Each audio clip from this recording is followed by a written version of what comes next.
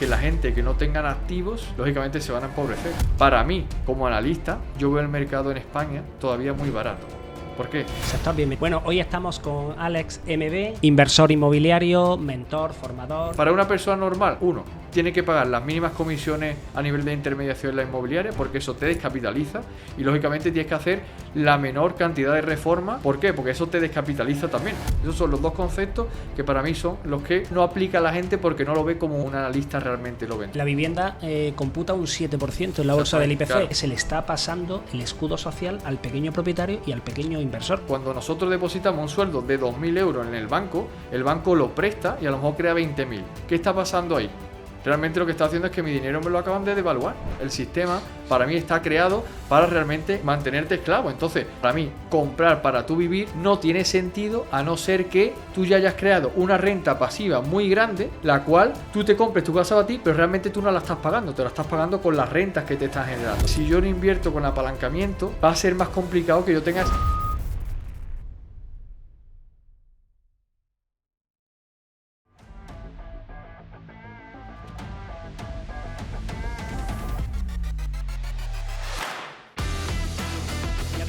Sabes que te he contado fuera de cámaras que la pareja de una de nuestras invitadas nos habló de ti y alguna otra persona nos ha pedido que venga al podcast. Aparte, como un tema que casi no le gusta a Jesús, seguramente sea... Alex, para que quien no te conozca de la audiencia, ¿a qué te dedicas y por qué elegiste ese camino profesional?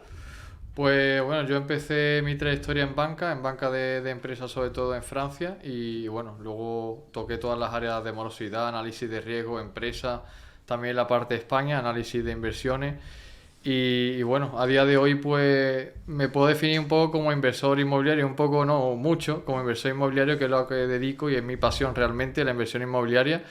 Y bueno, también ahora estoy potenciando el área de enseñar a gente a que realmente haga este camino que fue el que yo empecé con prácticamente nada. Mis padres no me dieron, como mucha gente se cree, nada. Mis padres eran carteros, 1.000 euros al mes.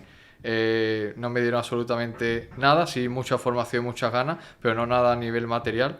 Y hasta llegar a ser inversor inmobiliario, disfrutar de esta pasión y crecer la cartera inmobiliaria para alcanzar esa libertad financiera y libertad de tiempo y poder dedicarme a día de hoy a los proyectos que me dedico a la inversión inmobiliaria y a compartirlo con amigos, que es lo que yo digo. Mis socios son mis amigos.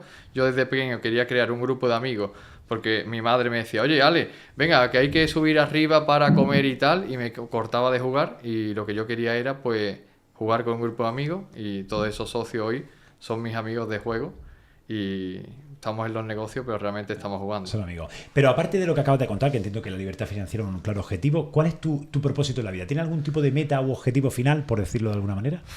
Yo soy como un niño pequeño que ha descubierto un secreto y lo que quiero es contarlo. Entonces yo he descubierto... ¿La gallina de los huevos de oro? Claro, un poco no la gallina de los huevos de oro, pero que sí es asequible, digamos, a cualquier persona por alcanzar esa libertad financiera y que a través de la inversión inmobiliaria, que es como un vehículo igual como otro, igual como hay muchos que también te lo pueden apoyar, pues que realmente seas capaz de alcanzar esa libertad y tú ser capaz de hacer tus proyectos que tú quieras hacerlo. Yo elegí la inversión inmobiliaria porque es lo que mi trayectoria profesional en banca, es lo que yo aprendí que se podía hacer a nivel del apalancamiento, a nivel de la deuda, entender que esa deuda es dinero realmente.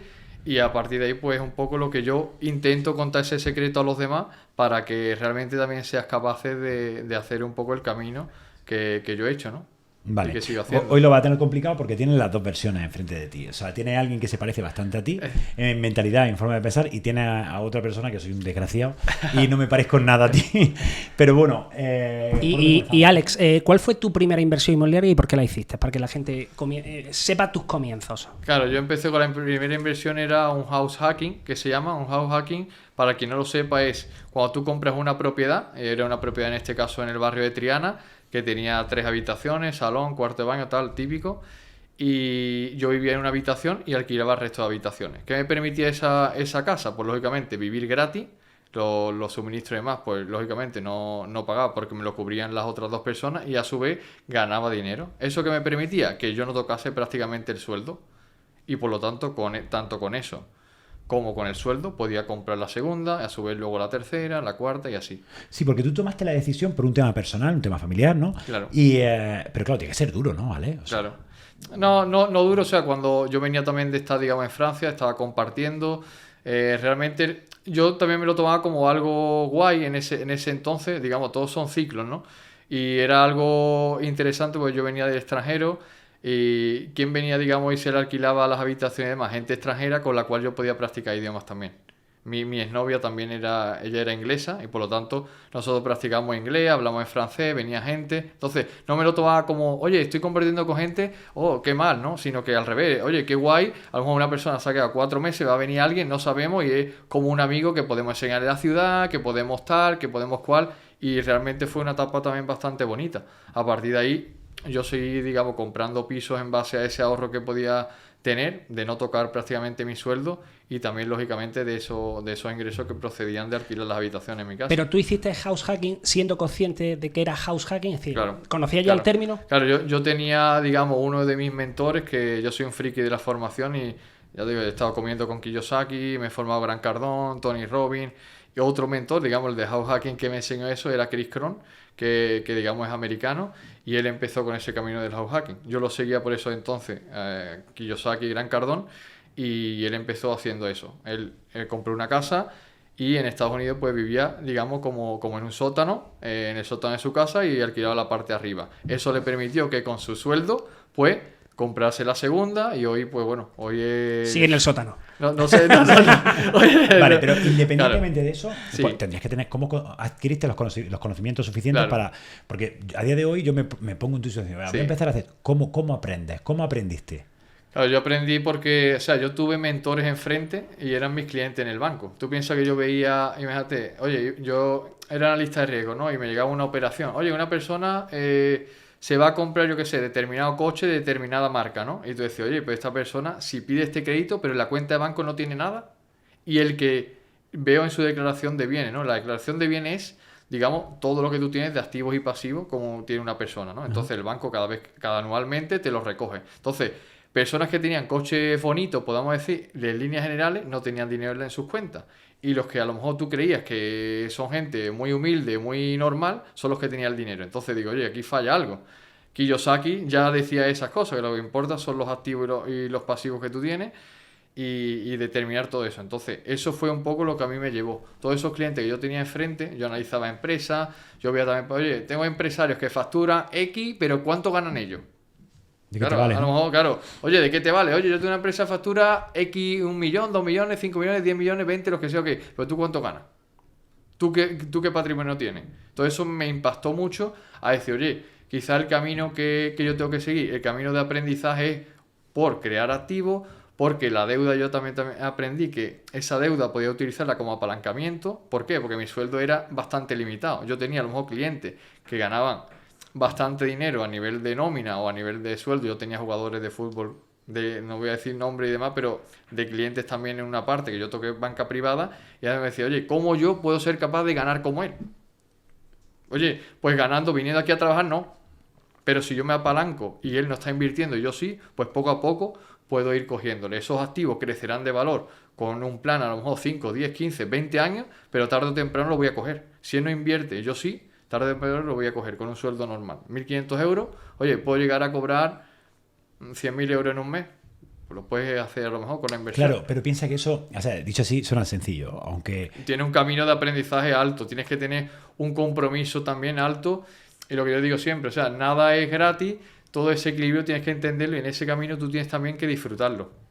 Tú piensas que yo soy una persona también en parte muy disciplinada y yo tampoco, o sea, no es que rechace, pero yo siempre digo, o sea, yo en esa etapa era muy austero, era una rata, como yo defino, y decía, oye, yo no gastaba nada, yo no iba a comer fuera, yo no me compraba ropa si valía más de 2 euros en determinada tienda, ¿para qué? No quería letreros de nombres aquí, que al final era la misma camiseta, y con un letrero aquí me cobraban 50 veces más o 100 veces más, o sea, decía, ¿para qué tiene eso? No es mi objetivo.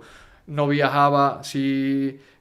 ¿Para qué? Digo, ¿para qué voy a viajar si realmente... Yo lo que quiero es viajar de por vida, no quiero viajar un mes o una semana o tener un mes de vacaciones, yo quiero estar siempre de vacaciones y digamos, pues hacer lo que yo quiera, ¿no? Entonces ese compromiso era muy, muy estricto y bueno, fue una etapa también, mucha gente se puede pensar como, oye, un sacrificio muy grande. Yo lo disfrutaba igualmente construyendo, digamos, esa persona. Tu patrimonio y tu realmente. futuro. Claro. Alex, ¿y por qué crees que actualmente hay escasez de vivienda en España?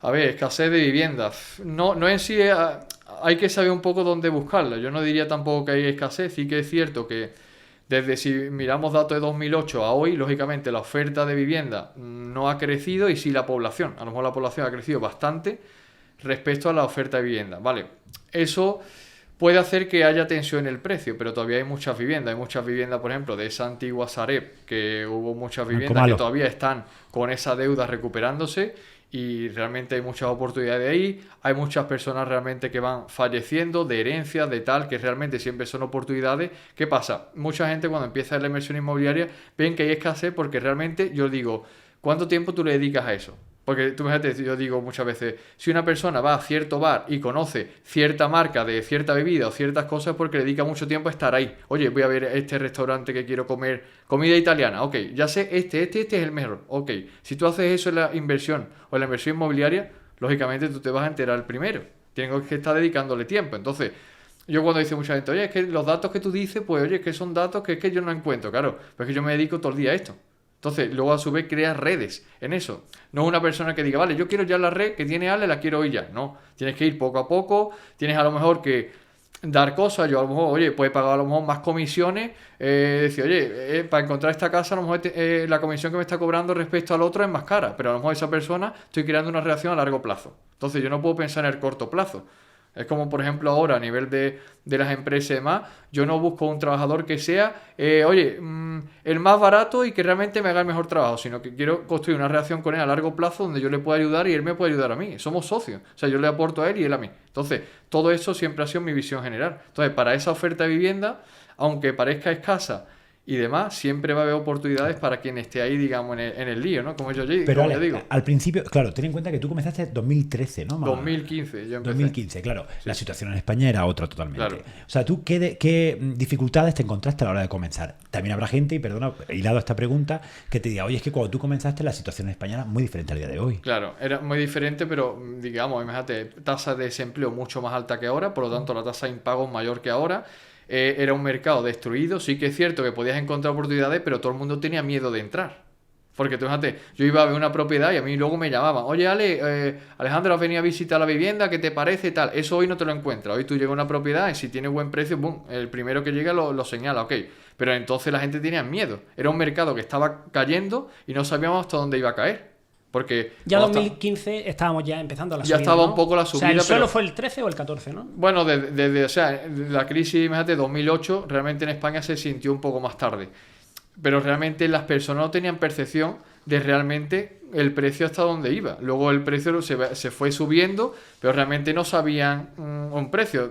Va subiendo de media, pero tú imagínate, no puedes comparar Jaén con Madrid.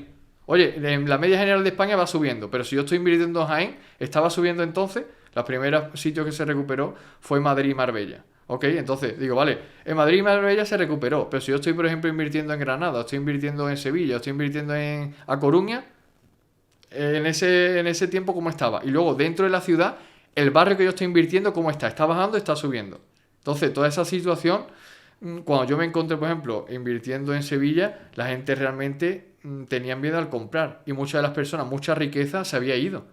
También era otro escenario donde las personas realmente, gente que, digamos, tenían capacidad de crédito o capital, en los años anteriores se habían quedado sin empleo, o estaban con empleos nuevos, había una situación distinta. A nivel de los precios de hoy, lógicamente los precios eran más baratos, pero también la incertidumbre y la tasa de desempleo y la tasa de impago era también más alta que hoy. Hoy, a día de hoy, estamos prácticamente en pleno empleo, en una de las mejores a nivel de cifra que da el gobierno y demás, que luego sería otra cuestión muy grande de hablar de eso, ¿vale? Pero nivel teórico, las cifras estamos a cifras de desempleo bajas, relativamente lo que es España.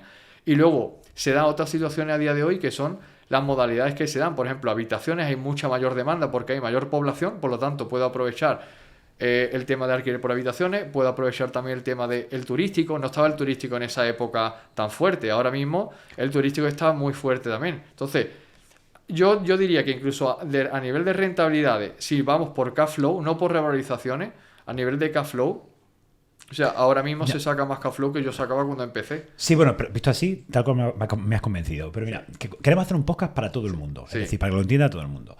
La realidad es que a día de hoy un joven tiene muchas dificultades para adquirir una vivienda. Sí. Claro, estamos hablando de comprar e invertir en cantidad de vivienda. Claro. Entonces, ¿qué opinas al respecto? Porque yo honestamente lo veo difícil. Claro, tú imagínate una persona que cobre 1.500, 1.600 euros al mes, ¿no? O 2.000 euros. Que sea funcionario y cobre 2.000 euros.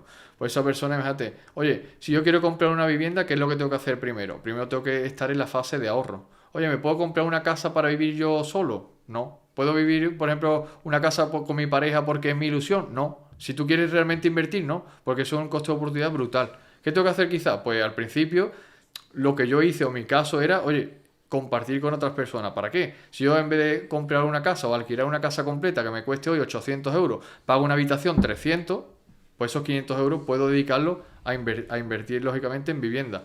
Otra cosa que tengo que hacer, construir en ese momento, es construir un perfil bancario con el banco. O sea, que no diga, oye, como mis padres me abrieron una cuenta cuando tenía 15 años, 16 o los que sean, pues ese banco mismo es el que yo me quedo. Tengo que analizar un poco en base a mis características de persona, que todos los bancos no es lo mismo.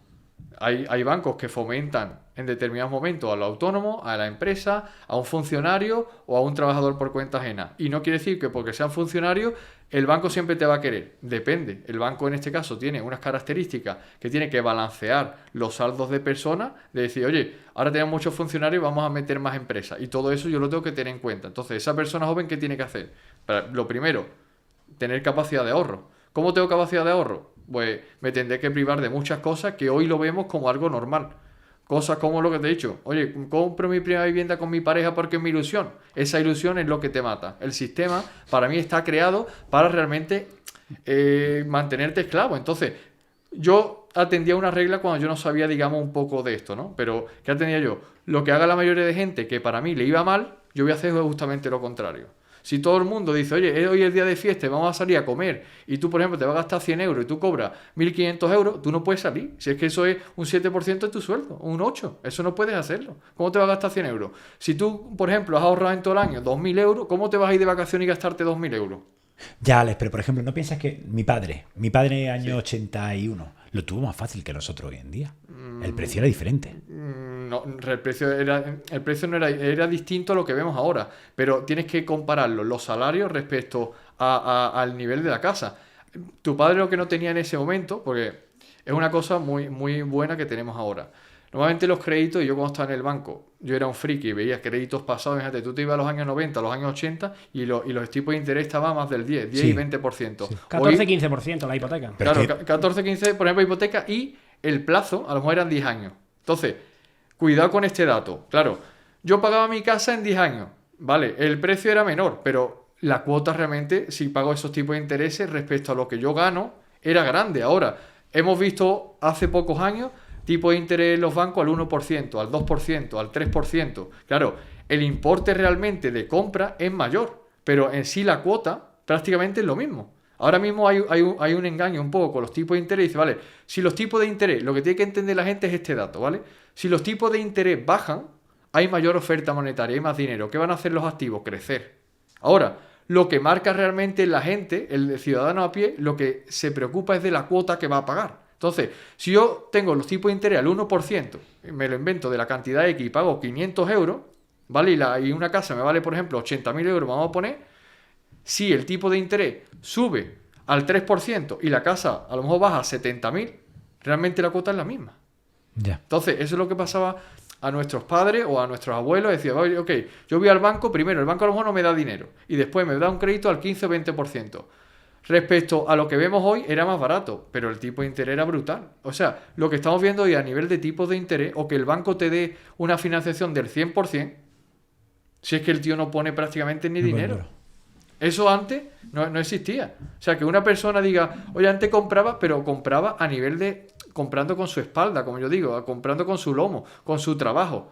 Eso realmente no tenía esa opción del apalancamiento. Hoy tenemos una opción del apalancamiento. Si yo tengo 100.000 euros en la cuenta de banco y yo tengo una financiación del 90%, a lo mejor puedo tener un poder de compra de 800.000, de 700.000, de un Sí, pero millón. si comparamos, por ejemplo, ahora mismo ya se está recuperando el punto más alto de los salarios de España del 2007. Sin embargo, la vivienda en los últimos 10 años, especialmente en los últimos 5, ha experimentado un brutal aumento. Claro. ¿Qué consecuencias tiene ese aumento del precio de la vivienda? Claro, ese aumento de la vivienda, si no entramos, digamos, rápido, digamos, al mercado, lo que vamos a tener es que la gente que no tengan activos, lógicamente se van a empobrecer. Yo lo que veo es digamos, tenemos una clase media en la cual se va a desmembrar y se va a ver gente que tenga esos activos y se le dispare su equity, el equity es el patrimonio que ellos tienen libre, ese equity libre va a crecer libre de muy carga, fuerte. entiendo, ¿no? Claro, o libre carga o digamos, si yo tengo una propiedad que me vale 400.000 euros y debo 250, tengo 150.000 euros disponibles. Sí, Pues ese es el equity. eso que me crece, más ese cash flow versus la persona que realmente no tiene activo y que vive, digamos, de su trabajo y no invierte en esos activos. ¿Qué me va a pasar? Esa inflación y esos activos van a crecer de precio y cada vez va a haber una montaña cada vez más grande. Entonces, yo lo que digo muchas veces a día de hoy, o sea, la inversión hoy no es casi una opción. Es que si no me meto en la inversión, los activos solo va a depender generar dinero de mi espalda. De tu trabajo. Y tu trabajo realmente, ¿qué está haciendo todos los países o todos los bancos centrales? Devaluar tu trabajo. Porque cuando emiten dinero, los bancos centrales lo que hacen es que tu trabajo cada vez vale menos. Sí, pues sigues cobrando lo mismo, inflación en el mercado y tal. Claro, y hay una cosa muy importante que es lo que utilizan los bancos como un encaje, ¿vale? Cuando nosotros depositamos un sueldo de 2.000 euros en el banco lo presta y a lo mejor crea 20.000. ¿Qué está pasando ahí? Realmente lo que está haciendo es que mi dinero me lo acaban de devaluar. Ya. El banco, yo deposito 2.000 euros todos los meses mi nómina. Y ahora el banco dice, vale, pues de 2.000 ahora le presto a uno 1.900, a otro 1.800, a otro 1.700, a otro 1.500. Y esos 2.000 han creado 20.000. Para que se entienda un poco. Entonces, ¿qué pasa con esos 2.000 menos? 2.000 míos, que realmente valen menos. A nivel de compra, cuando yo voy a la tienda, cuando yo voy al supermercado, lógicamente me cuesta más. Porque claro, me han devaluado el dinero. No es solo que los bancos centrales emitan el dinero, que es lo que se cree la gente, sino que además los bancos comerciales, esos que vemos y que tenemos las cuentas, están creando más dinero todavía que ellos. Ya. Entonces, ¿qué hace una persona, digamos, a pie que no va a invertir? Pues lógicamente, ¿cómo puede generar dinero? Con su trabajo. Eso es un laberinto que no tiene mucha salida. Mucha salida. Alex, Un segundo. A día de hoy, en España, ¿se puede comprar una casa sin dinero? Se puede comprar una casa o poniendo poco dinero o sin dinero. Hay distintas estrategias que se pueden aplicar donde realmente a lo mejor no necesite dinero. Tú imagínate que yo soy, por ejemplo, una persona que soy un friki de la inversión y soy capaz de encontrar buenas oportunidades. Y yo digo, oye, yo tengo oportunidades que te puedo dar, yo qué sé, el 10, 15, el X%, ¿vale?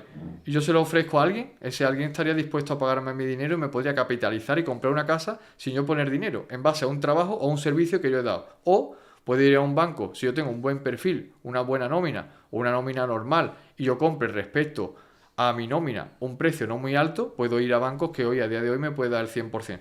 Incluso te diría más, hay ciertas categorías de personas, que hay ciertos bancos a día de hoy que están dando 100% y gastos. O sea, como en esa época atrás de 2007-2008.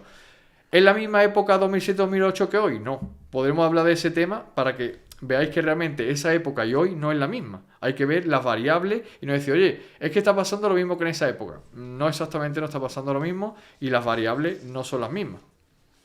¿Y es posible conseguir alta rentabilidad en este mercado actual con los precios tan altos? ¿Qué estrategias tú recomiendas para conseguir alta rentabilidad? Claro, ahora para conseguir, digamos, las cosas, ha entrado en estos últimos años muchos inversores del tipo que, oye, yo compraba un piso, compraba el piso, lo ponía al instante en alquiler y yo ganaba rentabilidad. Vale, ok, eso cada vez hay menos. Ahora hay que hacer un poquito más. A lo mejor hay que hacer una reforma ya del baño, de la cocina. ¿Por qué? Porque hay gente que... ¿qué pasa cuando yo le hago una reforma? Si yo compro un piso, por ejemplo, en 100.000 euros y yo lo alquilo en 800 euros, eso ocurría antes muchas veces. Yo el día que estaba comprando pagaba una cuota en el banco, imagínate, de 400 euros, lo alquilaba en 800 y ya, digamos, tenía un cash flow positivo a mi favor. Vale, ok. Ahora tengo quizás que tener parte de dinero para hacer una reforma, o tengo que hacer la reforma yo, o tengo que, por ejemplo, intentar hacer una negociación para meter esa reforma ahí. Tengo que entrar, por ejemplo, a cosas, por ejemplo, como yo hago en muchas operaciones. A lo mejor entro en cosas ocupadas, cosas en este caso que, como digamos, no tienen posesión, necesitan mucha reforma, tienen problemas urbanísticos, no tiene a lo mejor suministro porque tiene a lo mejor algún problema. Entonces yo resuelvo esos problemas, y como resuelvo esos problemas, que hay poquita gente que lo haga, pues lógicamente mi rentabilidad es mayor. Para una persona normal, ¿dónde empezaría? Pues lógicamente yo diría, oye, para empezar una persona, tiene que pagar las mínimas comisiones a nivel de intermediación en la inmobiliaria, porque eso te descapitaliza, y lógicamente tienes que hacer la menor cantidad de reformas. ¿Por qué? Porque eso te descapitaliza también. Si yo, por ejemplo, en una propiedad, el banco me da el 100% y yo ahora tengo que pagarle a la inmobiliaria X, o tengo que hacer una reforma y le tengo que hacer una reforma de 10.000 y a la inmobiliaria tengo que pagar 6.000, ya me he quitado 16.000. Ahora, si no hago ninguna de esas dos cosas, busco la propiedad yo y más o menos que no tenga reforma, pues lógicamente pondré prácticamente nada de dinero. Pondré los impuestos y poco más. Vale, y Ale, ¿se puede crecer rápidamente el sector inmobiliario en España a día de hoy? Yo tengo muchos alumnos que se forman conmigo que lógicamente han ido mucho más rápido que yo. A mí me ha costado, digamos, este camino 10 años hace ahora, y ellos a lo mejor, yo compraba al principio una casa, esto va, digamos, va así, parece que va lento y luego ¡bum!, crece rápido. Entonces yo compraba una casa, luego 3, luego 2, luego tal, y vas creciendo, y a lo mejor ellos en poco tiempo pues compran muchas más casas porque tienen una estrategia mejor, y porque esos errores que yo he cometido, pues ya ellos no lo cometen, ¿no? Hay que lógicamente reciclarse en el mercado y demás, y siempre hay que adaptarse al ciclo. Lo que funcionaba hace 3 años hoy no funciona, o sigue funcionando pero menos, y hay que estar siempre actualizándose. Pero lógicamente yo veo que claramente, si es posible, mucha gente lo hace. Yo en mis redes sociales muchas veces no me da tiempo lo que me gustaría, pero todas esas compras, muchos alumnos que compran se ponen, y lógicamente son gente real, ¿no? Que siguen tanto dejando su trabajo como lógicamente creciendo su cartera inmobiliaria. Yo siempre digo que un inversor, al menos cuando empieza la inversión inmobiliaria, tiene que establecer 2 cosas muy, muy buenas y que son para mí clave, que es la velocidad de compra, cada cuánto tengo que comprar, y el ticket de compra mío en base a lo que yo genero y a lo que yo tengo de patrimonio. Esos son los 2 conceptos que para mí son los que no aplica a la gente, porque no lo ve como un análisis o como un analista realmente lo ve. Entonces, un analista que lo aplica él mismo tendría como clave cada cuánto yo debo comprar, y cualquier cantidad me vale para comprar. No te vale cualquier cantidad, porque si tú compras a lo mejor más, te quedas a lo mejor corto, porque como vayas a comprar otro año ya no puedes comprar, pues ya te has gastado el dinero. O si compro muy barato, como se quiere mucha gente, compro a un nivel más bajo de lo que yo merezco, en base a lo que yo genero, pues quizá a nivel de impuestos, quizás no voy a hacer lo más eficientemente posible. Entonces yo tengo que analizar tanto esa velocidad de compra como ese ticket de compra, y a nivel de ya definido eso, intentar ir comprando una vivienda al año. Eso supone que realmente en 10 años, ¿cuántas viviendas al menos puedes tener? ¿10 viviendas?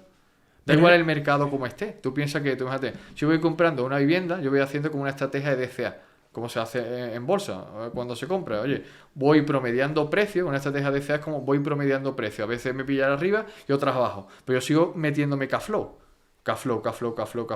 Si el mercado se viene arriba, genial, porque mis viviendas valen más. A mí me da igual, porque yo no voy a vender. Ahora, si el mercado se va abajo, genial también, porque yo voy a comprar más barato.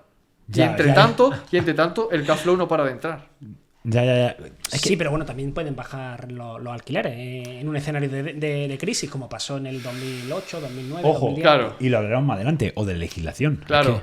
A ver, el tema, por ejemplo, de los alquileres, fíjate, los alquileres van supeditados realmente, si no hay un control o el gobierno interviene, o sea, una política intervencionista. ¿Qué ocurre ahora, por ejemplo? Fíjate, esos alquileres vienen supeditados a lo que la gente cobran. Si el alquiler bajase, significaría o que no hay demanda, la cual hay. Hemos dicho que la oferta de vivienda es la que hay, y cada vez hay más demanda de personas. ¿Por qué? Porque la esperanza de vida cada vez es mayor.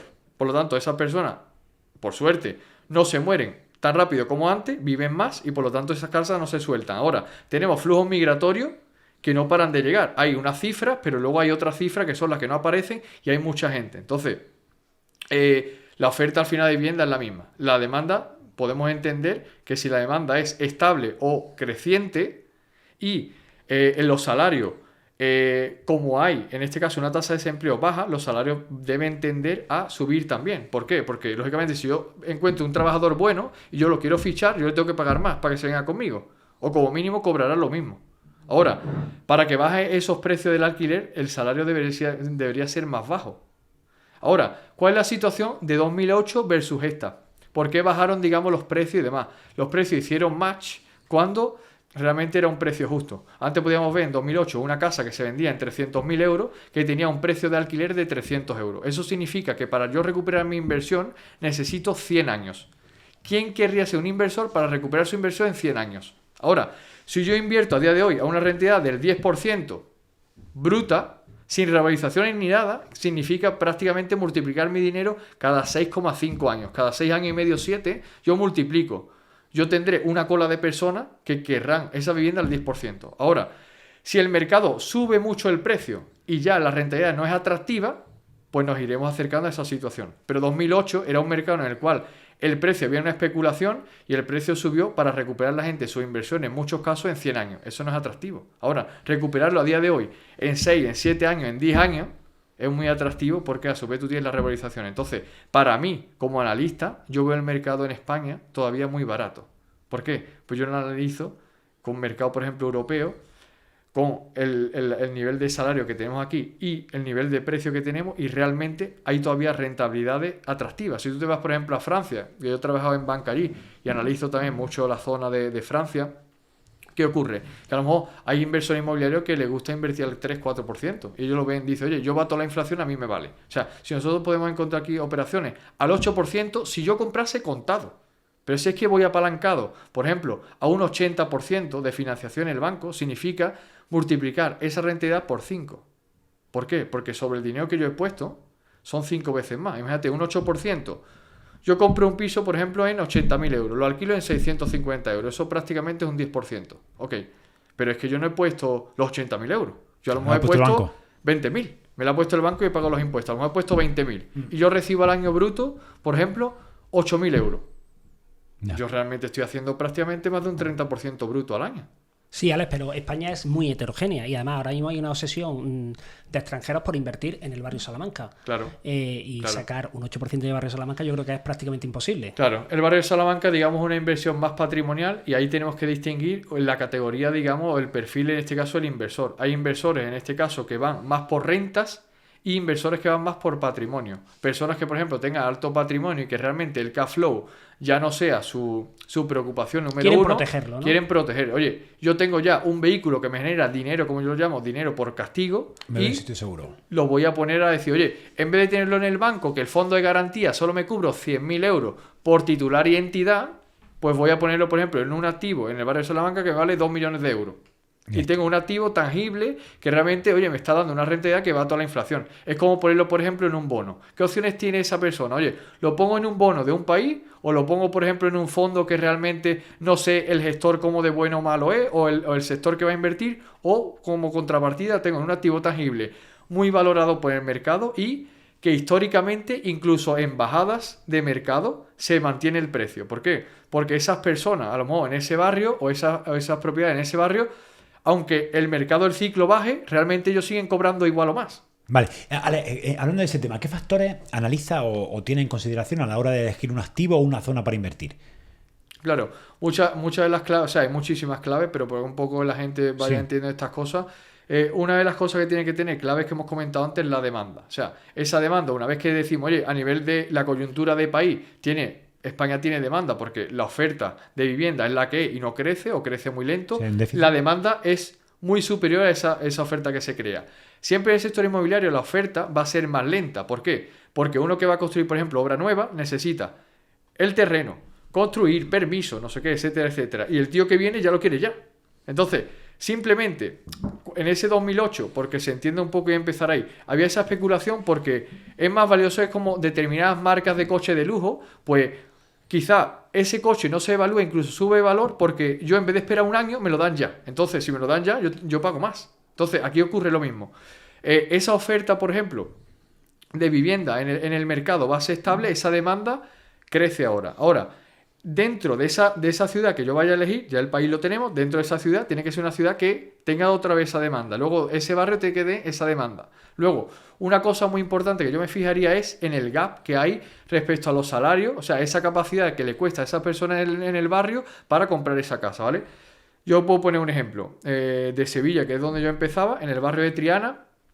Por ejemplo, el salario medio que había por entonces era un poquito menos de 30.000 euros de media de las personas. Pero sí que la vivienda media no era superior a los 100.000 euros. Ahora, como contrapartida, en Sevilla hay otro barrio que se llama Nervión, que era el que yo lo comparaba, en el cual, ¿qué pasaba en ese barrio? La vivienda media era superior a 200.000 euros y la gente prácticamente cobraba igual. Entonces, ¿qué va a ocurrir a esas casas si yo busco la revalorización? Lógicamente, el barrio de Triana se va a revalorizar más porque la gente de otros barrios se van a dar cuenta que quizás la vivienda en Triana es más barata respecto a lo que yo cobro. Me quiero ir a vivir ahí. Me quiero vivir ahí. Entonces, eso para mí es un factor muy clave cuando queremos ver la revalorización.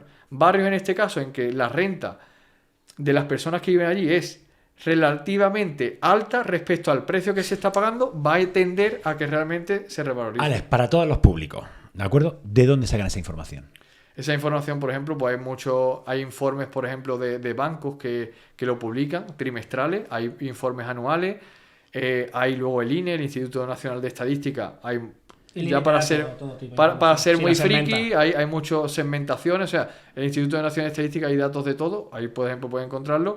Luego también le digo, hay consultoras especializadas que dan sus informes trimestralmente de bancos y están publicados en internet, y entonces ya analizan el mercado, ven cómo los inversores ven, entonces se puede apoyar muchas veces ahí. Luego una cosa muy interesante es quizás de empresas, claro, hay que tener cuidado también con los datos que te da el sistema. Los datos que te da, digamos, los organismos oficiales. Vale, está bien, pero realmente eso tiene matices. Pues claro, por ejemplo, el IPC, la inflación. Me dice, vale, el IPC del 3. Ok, pero del 3 cuando tú me haces la media de unos productos los cuales yo no consumo. Correcto. ¿Cuál es mi IPC para mí? De lo que yo consumo, ¿cómo incrementa el precio año tras año? Ese es el IPC que me interesa a mí. El IPC que me ha dado la tele, ese no me vale a mí. Además está adulterado. Es Vale. decir, la vivienda computa un 7% en la bolsa del IPC. Claro. ¿Y la vivienda hoy es el 7% del gasto de la familia? No, lógicamente no. Entonces, eso para mí es una estafa. Entonces, ahora, ¿dónde la gente puede encontrar datos más, para mí, o para mí como yo lo hago, más fieles? Vale. Empresas de real estate, empresas inmobiliarias grandes a nivel internacional y nacionales también, que tenemos muchas, pues hacen informes trimestrales a sus inversores. En las call trimestrales dan muchas veces informaciones de ese tipo. Oye, nosotros vamos a invertir aquí porque realmente proyectamos que a nivel de país, pues vemos una evolución de X. Entonces, eso realmente son informes públicos de inversores, porque son empresas cotizadas y lógicamente, Los copio. para mí, claro, a nivel de yo tener una idea, yo voy a ser un inversor que voy a comprar un piso en Granada, en Huelva, en Madrid o en Valencia o en Alicante, lógicamente una información bastante valiosa. Y quizás yo no me quedaría en la del INE, que me puede servir un poco por la tendencia, porque al final no necesito ser muy exacto. Digo, oye, si en este barrio, como yo decía, si yo en Triana la gente cobra en X y en Nervión cobran prácticamente lo mismo, pero la vivienda en Nervión vale el doble en ese barrio, pues con ese dato de línea a mí me sobra. Ahora, si yo quiero ser todavía más friki, como yo me gusta ser, pues en esas empresas, lógicamente vas a encontrar muchísima información muy potente. Entonces, yo diría que personas que quieran, digamos, empezar por el tema del análisis, que les guste todo este tema, pues yo me iría un poco por ese tipo de informes. Y Ale, ¿cuáles son las mejores zonas de España actualmente para invertir? A ver, hay que tener aquí muchas cosas, un poco por mojarme un poco, pero hay que tener muchas cosas. Por ejemplo, yo tendría en cuenta el tema de la capacidad jurídica que tiene la zona. Por ejemplo, oye, Cataluña, yo la veo determinada zona muy buena, pero el ITP es caro, hay derechos de retracto en unos casos, la Comunidad Valenciana le pasa lo mismo. ¿Qué quiere decir con este derecho de tanto de retracto? Que yo compro una propiedad y que me la pueden, por ejemplo, la comunidad de turno me puede decir, oye, tú has comprado en 50.000, yo te lo recompro en 50.000 y te dejan sin nada. Entonces, claro, o tienes que esperar X tiempo, tengo que esperar a lo mejor un mes o 2 meses o X tiempo a esperar que diga, oye, vale, tú la puedes comprar. A mí no me gusta eso. Entonces, yo veo, y es el mercado que yo invierto, para mí Sevilla me parece una ciudad muy buena a nivel de inversión, porque es una ciudad grande, de las más grandes de España, tiene a nivel capital de Andalucía, tiene muy buenas comunicaciones, aeropuerto internacional, tiene AVE directo con Madrid, tiene muchos organismos, muchos trabajadores públicos de la Comunidad de Andalucía, que es de las más grandes de España y que acumula muchos trabajadores, los cuales tienen un nivel de salario relativamente más alto que el resto, porque la administración pública le paga un buen salario y tiene estabilidad en los ingresos, y lo veo un buen sitio. Alicante también es un sitio que me gusta mucho, en la Comunidad Valenciana, porque realmente lo veo un poco como Sevilla. Oye, mucha gente también internacionales, donde realmente elevan los precios porque vienen con capacidad adquisitiva mayor y a nivel de desarrollización o a nivel de alquileres, pues lógicamente es potente.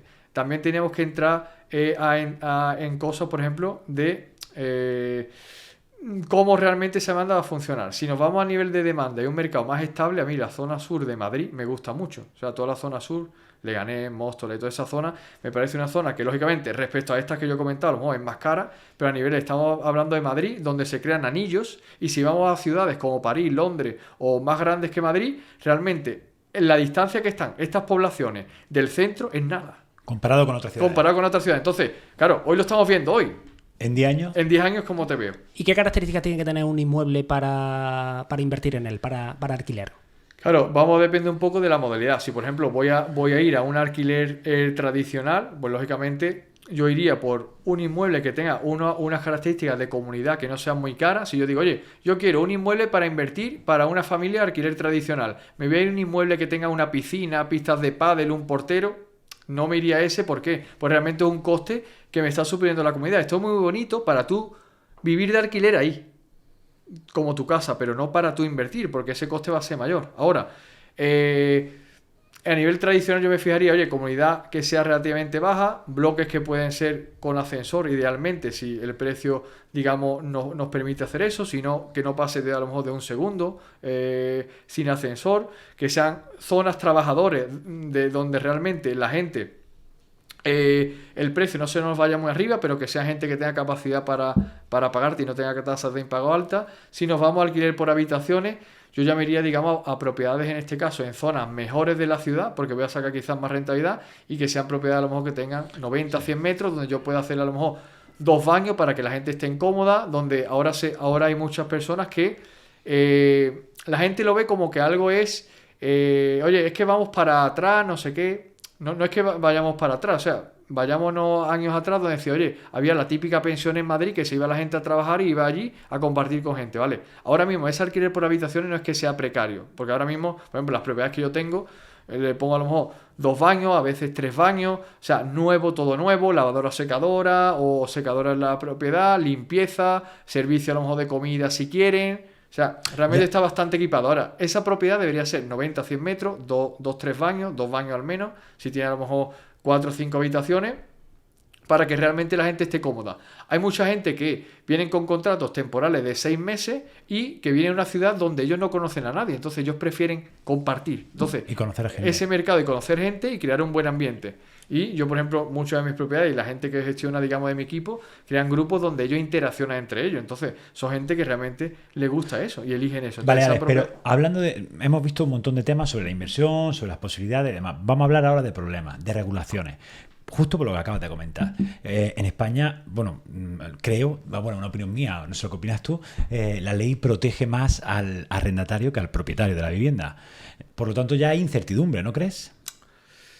A ver, parece, yo muchas veces lo que digo, o sea, las cosas no parecen, no son lo que parecen, no son lo que parecen muchas veces, ¿vale? Imagínate, yo pongo aquí distintos ejemplos. Yo creo todo que al final es un ciclo, ¿vale? Todo es un ciclo, sí. Y al final todo es lo mismo. Entonces, imagínate cómo funciona, digamos, el sistema, y aquí voy a mojarme un poco en este sentido. Cuando había en este caso muchas casas ocupadas, o que haya muchas casas ocupadas, puede parecer que el gobierno no está protegiendo a la persona que tiene la propiedad. Puede parecerlo, ¿ok? Pero vale, si hay casas ocupadas, el inversor puede comprar más barato. Desde ese punto de vista. Por ejemplo, ahora, si el propietario no quiere vender y la han desprovisto de su propiedad privada, claro, pero el Estado tiene que proteger también a los propietarios, ¿no? Claro, pero imagínate, ahora mismo lo que ocurre es que si miramos, digamos, cifras, prácticamente la mayoría de viviendas que se ocupan son viviendas, en este caso, de los bancos o de los fondos. O sea, es muy... Yo te diré, yo he estado en morosidad en el banco, ¿vale? En la época mala, en esa época mala donde realmente había muchas ocupaciones y mucha gente con impago. Y realmente suponía nada, prácticamente muy bajo, era muy bajo. O sea, el porcentaje es muy bajo, te puedo decir inferior al 2%. Entonces, de 100 viviendas, 2. Ahora, ¿hay personas que ocupan a personas particulares?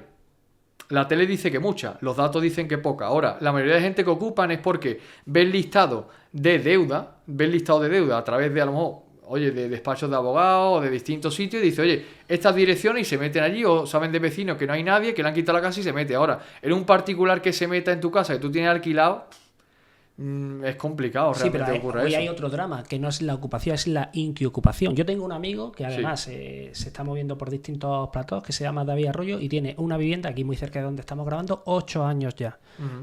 Con el tema de la vulnerabilidad, Claro. ¿vale? Con el decreto Omnibus y la imposibilidad de desahuciar a una persona. Era una pareja y se quedó la chica. Son ya 8 años en un chalet. Claro. 8 años. Claro. Y eso no es ocupación, es inquiocupación. Claro. 8 años. Ahí sí nosotros, por Como ejemplo... si él tuviese una hipoteca, Claro. ¿de qué? Claro. Bueno, pagando agua, pagando luz. Claro, etcétera. ahí sí nosotros, por ejemplo, somos inversores, imagínate, ese tipo de vivienda, por ejemplo, voy a comprar un chalet, ¿qué rentabilidad tengo? Aunque tenga ese 10% sobre el chalet, es una propiedad a lo mejor muy cara, en base a lo que tú me comentas, para ese alquiler, a lo mejor.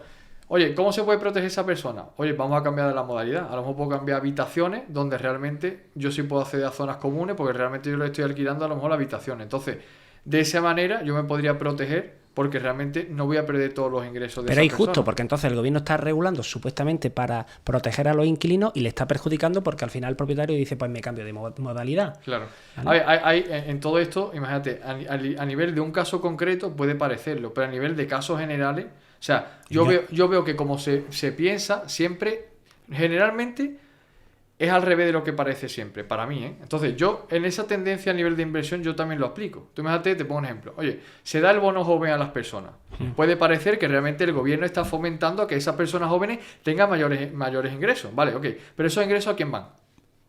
Viene, A los propietarios. Viene a mi bolsillo, a bolsillos de inversores, propietarios que realmente, oye, como esta persona tiene más dinero, pues ahora el precio sube y lógicamente va el dinero. Entonces ellos son simplemente un transporte hacia ti. Entonces, claro, parece ser que le está dando ese dinero para fomentar que realmente esa persona pueda alquilar, pero realmente esa no es la solución.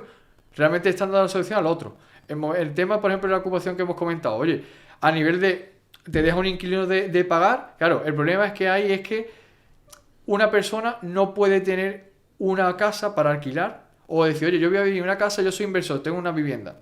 Tú tienes que invertir, como yo he comentado antes, decir, oye, tengo que tener una estrategia donde vaya comprando a lo mejor casa año a año, intentar esa velocidad de compra, ese ticket de compra, para que si me deja uno de pagar y yo tengo 10, sea un porcentaje. claro, sea un porcentaje bajo. Asumir los riesgos. Ahora, en ese ciclo de mercado, ¿qué pasa? Todavía hay muchas casas vacías y hay muchas casas con ocupas. Yo pienso, la tendencia de mercado será que en el momento que todos esos grandes tenedores o todas esas personas que son inversores ya cojan esas casas que hay que coger y ellos lo tengan en alquiler, vendrá otro gobierno, se hará nuevas políticas para fortalecer eso y ser más duro. Entonces todo es un ciclo y al final para mí es el mismo siempre. Es el mismo siempre, simplemente es un ciclo. Una balanza que se va compensando. Claro, se va compensando. Lo que pasa es que se ha convertido en un activo ideológico la vivienda. Claro. Entonces, en los medios están repletos de noticias que, si no tienen un conocimiento experto, como es tu caso, pues Claro. te confunden.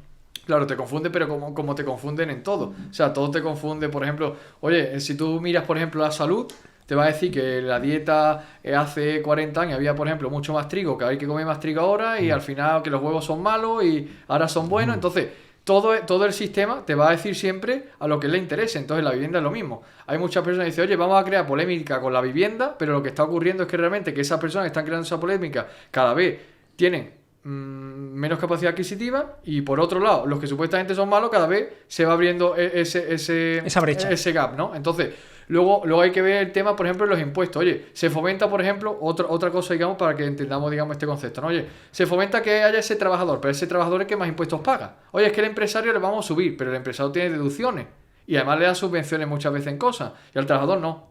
Entonces, ¿a quién realmente estamos fomentando? ¿Realmente a quién apoyamos?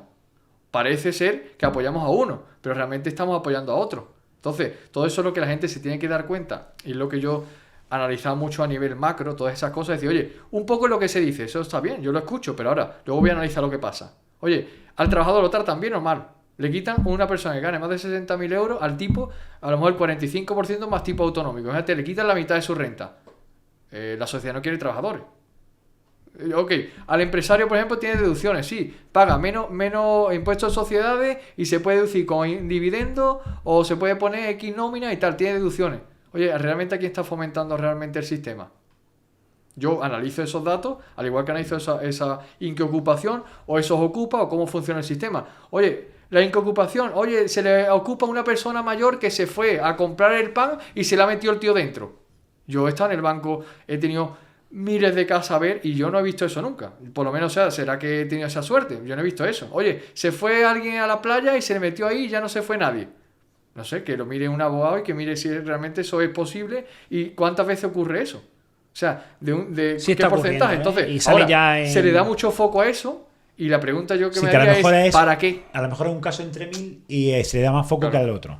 Exacto. Vale, Vale, pero pero- independientemente de eso, Pero bueno, realmente la sensación que hay es que se le está pasando el escudo social al pequeño propietario y al pequeño inversor, cuando quien tiene la responsabilidad es el Estado de Claro, o de porque- crear porque- vivienda social o de proteger. Meten miedo, digamos, a esa gente para que al final compre los mismos siempre. claro, Al final es como es que todo. lo que te iba a decir, pero por ejemplo, Claro. porque lo que sí está mal visto en España es hacer negocio con la vivienda. Claro. Eso está mal visto. Pero negocio realmente, fíjate, un inversor como yo hago, o como otros inversores, mucha gente, la mayoría de gente que yo conozco son inversores, pues al final me muevo en este círculo. Y realmente, tú fíjate, una vivienda que ha estado, por ejemplo, ocupada y que los vecinos tienen problemas. Imagínate, yo recupero la posesión de esa vivienda, la reformo. Y la En ponemos. esa reforma están trabajando X personas. Se ponen los suministros, se paga el IBI y se le da a una familia que antes no tenía casa. ¿Ves? Si eso nos ha ayudado, o sea, ok. Está ayudando a la sociedad. Claro, Bueno, que el si no país hubiera, tiene si no vivienda hubiera muy- elementos como vosotros, quizás tendríamos más Hay problemas. que tener en cuenta también que la vivienda posiblemente sea el activo más sometido a gravámenes e impuestos de absolutamente claro. todo desde que ya compras el suelo. Claro, exactamente. O sea, tú vas a pagar el IBI, vas a pagar en este caso el ITP, vas a pagar plusvalías cuando vendas, vas a pagar en este caso en tu renta, en cada año si cobras renta también. O sea, que IVA de la realmente- reforma, IVA de la plusvalía reforma, si lo vendes, impuesto del patrimonio si lo impuesto de pasas, patrimonio, exactamente. rentas del capital inmobiliario, Total. etcétera, etcétera. Total, ¿vale? entonces, oye, eso está ayudando a la sociedad ahora. ¿Por qué ataca a esas personas si realmente el propio sistema no está creando vivienda social? O sea, y aparte hay que decir también una cosa que es real. Imagínate, oye, para crear vivienda social, al final tienen que trabajar personas, ¿no? Y esas personas tendrán que cobrar X y tendrán que cobrar en base al mercado que hay hoy. Si yo, por ejemplo, compro el suelo, por muy barato que lo compre, el coste de la construcción de construir 1 metro cuadrado de vivienda con los materiales y con la mano de obra es X. Entonces, ¿puede el Estado incluso comprar a menos? Si es que realmente tendrá que pagar a trabajadores que sean funcionarios para que construyan esas casas o empresas externas las cuales tienen que trabajar y pagarle a esos trabajadores, ¿no? Entonces, la construirá igual que la vivienda, o sea, le costará más trabajo incluso que al sector privado, realmente. Entonces, no sé por qué se quiere hacer ver como que esos propietarios son malos cuando realmente están creando tanto mucho pago de impuestos como fomentan realmente que haya familias que puedan vivir ahí y fomentan también mucho trabajo. Y en contrapartida, el sector público realmente, para mi manera de ver, no va a construir mucho más barato que el sector privado. Porque realmente, al final, necesita pagarle a los trabajadores un sueldo, ¿no? Y ese sueldo es el sueldo de mercado. Y hay un salario mínimo interprofesional. Entonces, ¿cuánto le va a pagar a esa gente? Realmente para la vivienda. O sea, oye, yo quiero que la vivienda aquí se estaba poniendo a 200.000, como es pública, pues que la a 50.000.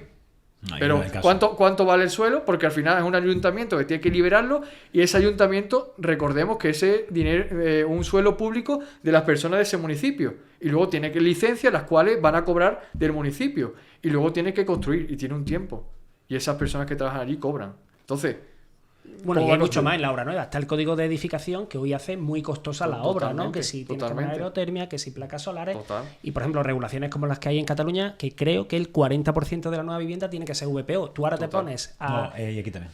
Pero bueno, pero ahora construyes en el barrio de Gracia, que digamos que es de Sí, las bueno, zonas ahí- más caras de Barcelona, y el 40% VPO. Es Pero que había es una una polémica barbaridad. bestial porque Total. incluso hay bloques haciendo 2 entradas y tal. Claro. Mira, hay un dato que me ha gustado mucho y hace hincapié en la velocidad de compra, pero es una realidad que en España hay mucho cariño, mucho amor por la propiedad, por el inmueble, que digamos que posiblemente tú tendrás más datos, es el principal activo de la familia y el principal vehículo de ahorro e inversión de la familia, y al final la gente compra un piso o para complementar su futura pensión o para complementar sus ingresos. datos. Es Claro. decir, cuánta gente verdaderamente pues tiene ese foco puesto, tiene velocidad de compra, digamos que ya un perfil más de profesionales Claro, como tú, ¿no? claro. Sí, a ver, hay mucha gente que lógicamente dice, oye, yo tengo unos ahorros, en vez de tenerlo en el banco o tenerlo en un depósito que me remunera poco, pues voy a ir a un activo más tangible o yo no me fío mucho del banco. Ya hemos visto, fíjate, cómo hace unos años el Banco Popular cayó y decía, oye, es que los bancos es lo más seguro. Bueno, los bancos es una entidad privada que al final puede caer. Oye, que sí, el fondo de garantía está ahí, pero depende también del dinero que yo tenga. Entonces hay muchas personas que, como tú dices,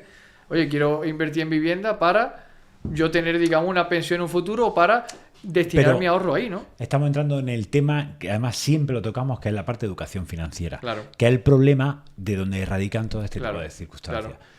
Que Y Alex, ¿tú crees que en España se fomenta la educación financiera, se enseña, hay divulgación financiera y desde los poderes públicos se preocupa porque la población tenga esas herramientas? Yo pienso, o sea, desde los poderes públicos no veo que haya esa educación financiera, pero al igual que no hay tampoco una educación sobre salud, al igual que no hay sobre otras muchas cosas, al final todo, como yo siempre digo, vuelve a ser todo desarrollo personal y tiene que ser, ok, está ahí la educación, pero tampoco podemos poner la responsabilidad fuera, sino que quizás el camino de cada uno donde diga, oye, pues yo necesito, diga, ciertas cosas que yo tengo que aprender, ¿no? Tengo que aprender sobre salud, tengo que aprender sobre nutrición, tengo que aprender sobre educación Ya, financiera, pero- y no es el gobierno el que te lo va a proveer. Ojalá que lo hiciera, ¿no? Pero ¿en qué país te lo va a proveer? Tú imagínate, el sistema como está montado es para que realmente tú salgas de la universidad y seas un trabajador. ¿Cómo te va a fomentar a que tú realmente seas emprendedor? Si eso va en contra de que, si al trabajador le están cobrando el 50% de impuestos y le Vale. interesa el sistema, ¿cómo te voy a formar para que tú me pagues, por ejemplo, cero? sí, sí. Claro, Digamos entonces, que el sistema quiere claro, crear trabajadores. Claro, entonces, lógicamente, oye, ¿cómo te voy a formar para eso? Te voy a formar, lógicamente, para que me nutra yo. Entonces, ¿cómo yo lo veo? ¿Cómo te va a decir esa educación financiera? Para decir, oye, usted sabe que si usted aplica por aquí, por allá, usted en vez de pagar el 50 puede pagar el 10. Va a decir, oiga, eso va en contra mía. Ya, pero tiene que, en algún momento, bueno, no sé, o ¿qué opinas tú sobre que tiene que haber algún cambio cultural? Porque todos nos hemos criado escuchando a nuestros padres, tú, Claro. tu casa y tu Claro, sueldo. claro. O sea, algo tiene que ocurrir. Ojalá que ocurriese, ¿no? Pero, o sea, yo lo veo a día de hoy y quizás en nuestras generaciones va, digamos, la cosa aumentando, la gente son más conscientes, ya está mucho el tema de redes sociales, muchos eventos, pero al final tienes que ir ahí, ¿no? Y elegirlo, ¿no? Muchas veces hay una gama muy grande, al igual que antes no había redes sociales ni nada, ni mucha información, ahora hay muchísima, pero claro, dentro de esa información hay ¿Cuál es la informaciones buena? que te están en este caso, pues son cosas que tú no sabes cuál es la de verdad o cuál es la que te viene bien a ti o cómo empezar y demás. Entonces, ahí yo diría que esa educación financiera, el que mejor te la puede enseñar es alguien que realmente ya lo haya hecho. Yo por ejemplo, invierto mucho en formación, tengo mentores en muchas áreas y realmente yo invierto mucho ahí. Ahora, ¿el gobierno que me lo da? El gobierno al final, si va a tener profesores en cada municipio y tiene muchísimos, ¿esos profesores tienen esas finanzas como tú te gustaría? Porque a lo mejor dice, oye, ¿quién te va a enseñar educación financiera? En un colegio que realmente hay muchísimos profesores y a lo mejor ni ellos saben. No. Claro, ya, entonces, pero el Estado ha gastado muchísimo dinero Claro. para fomentar la igualdad y para formar a Claro. los niños en los colegios. ¿Por qué Claro. no se invierte un poquito en hacer libre a los ciudadanos? porque acaba de explicar. si esa educación financiera existiera, digamos, esas personas, digamos, les fuese bien y tuviera esa información, ¿estarían allí en el colegio dando clase? Vale, pero bueno, esto ¿Sabes? es un podcast que nos dedicamos a Claro, divulgar. claro. Y yo tengo 2 hijos de 5 años. ¿Tú qué estrategias aconsejas para crear y conservar riqueza a largo plazo? A largo plazo, lógicamente, yo vería la cultura del sacrificio, lógicamente, porque tú imagínate, si la primera generación que crea a lo mejor esa riqueza y que al final va creando ese patrimonio y entiende cuál es el sacrificio, las cosas que hay que hacer, y la siguiente generación de los hijos no entiende realmente eso y ya se lo encuentra hecho, lógicamente la motivación no va a ser la misma. Ahora, ¿cómo le inculcas ese sacrificio? Pues lógicamente tiene que entender cuál es la base del ahorro. O sea, yo me centré mucho en lo que es la base del ahorro, mucha formación a nivel de inversiones, a nivel de que vea todas las cosas para que diga, oye, pues esto a lo mejor no me viene bien a mí, o este sí me viene bien a mí, o viene más con la persona, ¿no? de cada uno. Pero para mí el sacrificio y la base del ahorro debe ser, digamos, el pilar fundamental por el que empieza todo, de que realmente sepa distinguir que hay cosas que tú poniendo X dinero a largo plazo te puede dar unos réditos y lo único que estás haciendo es quitarte tiempo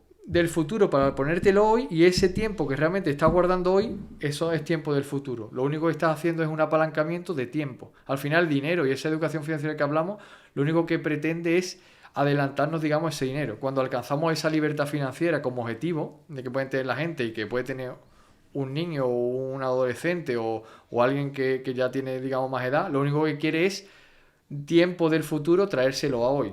Ahora, para traerte ese tiempo del futuro a hoy, lo que hay que hacer es ese sacrificio hoy, realmente, que podrías hacerte eso a corto plazo y pensar en ese largo plazo. Entonces, todo aplica a una cosa, digamos, que es la ley de la polaridad. Todo lo que es de un lado siempre tira al otro. Todo el frío está muy cerca del calor, todo el calor está cerca del frío. Entonces, aquí ocurre lo mismo.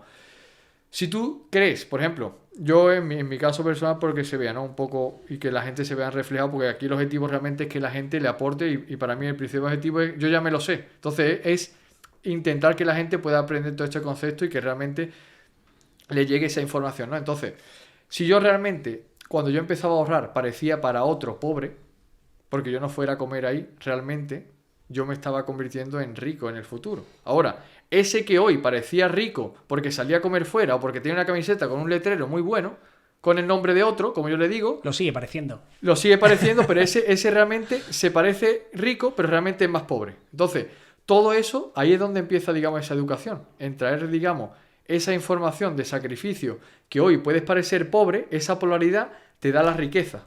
Y esa riqueza que parece hoy te da pobreza. Están muy cerca las dos. Las dos están muy cerca, aunque parece muy polar, realmente están muy cerca la una de la otra. Yo cuando quería hacer ese sacrificio para hacer cosas que cualquiera me vería como pobre, o sea, si la gente, yo estaba, me acuerdo en el trabajo, te subían de categoría y se compraba un coche nuevo, y yo tenía con el coche que se caía me acuerdo, con los retrovisores. Yo le subí alguna en redes sociales, con retrovisores con FISO, con tal, y digo, aquí yo tengo que ir con el coche como las picapiedras para yo cambiarlo. Entonces, ahí prácticamente con los pies. Ahora, podía parecer pobre, pero realmente estaba construyendo esa riqueza. Muchos yo tenía compañeros, por ejemplo, porque pongo ejemplos, ¿no? Que decía, vale, es que yo me voy a comprar un coche, pues yo tengo que llevar clientes y tal y cual. Ok, si yo no voy a comprarme un coche a lo mejor de 30.000 euros, que a lo mejor es tu salario, lo que tú ahorras en 10 años o en 5 o en 3 o en los que sea, para llevar a un cliente que si quiere que me lo ponga el banco a mí y yo lo llevo, ¿no? Entonces, yo como voy a comprar un coche para que el otro vea que yo lo tengo. No me vale eso. ¿Te hiciste un plan y un plan por escrito desde el principio o esto ha sido una evolución? No. Yo siempre he estado, digamos, yo digo, con mentores y demás que desde muy joven yo tenía muy claro que quería alcanzar esa libertad financiera, porque yo lo que quería era tiempo realmente para hacer. Yo me gustaban los idiomas. ¿Quién te inculcó esa chispa? ¿Has tenido a alguien cercano? Tenía un compañero en el banco que él ya leía el tema de Kiyosaki y todo esto. Y al principio yo estaba estudiando y a la vez trabajaba en el banco en Francia, ¿vale? Sí. Entonces, yo tenía un compañero que era un poco más mayor que yo, pues leía libros y tal, y decía, oye, pues mira este libro, tal, La libertad y tal. Y digo, no entendía un poco la cosa, pero bueno, poco a poco fue llegando esa información, luego con Gran Cardón también, y al final... ¿Y aquí en España has tenido algún maestro, algún mentor, más como tú, de carne y hueso, aquí, un andaluz, un español? En España es que el sistema, como se entiende, yo me impactó mucho, porque fíjate, como se analizaba aquí, muchos de los mentores, digamos, a día de hoy, yo al final conozco a día de hoy a casi todos, ¿no? Un poco de los que se ven en redes, pero lo que me impactaba era que la manera de analizar los activos o de cómo se hacían esos planes realmente no tenían sentido para mí, en base a lo que yo había aprendido de análisis. Carteras profesionales o a nivel profesional no se calculaba así. O sea, calcular, por ejemplo, la rentabilidad, decir, oye, si esto yo lo compro en 100.000 y tú calculas como si tú compraras contado, para mí no tenía sentido eso. O sea, yo decía, oye, sobre el dinero que yo pongo, ¿no? Sobre el cash on cash. Entonces, eso eran conceptos muy básicos que yo había, digamos, aprendido tanto en análisis como a nivel de finanzas personales, que no lo entiendo muy bien. Entonces, a nivel de España, pues supongo que habrá, no sé si habrá mucho y bueno y tal, pero a nivel de ese análisis no veía yo, o sea, que me llenase a mí.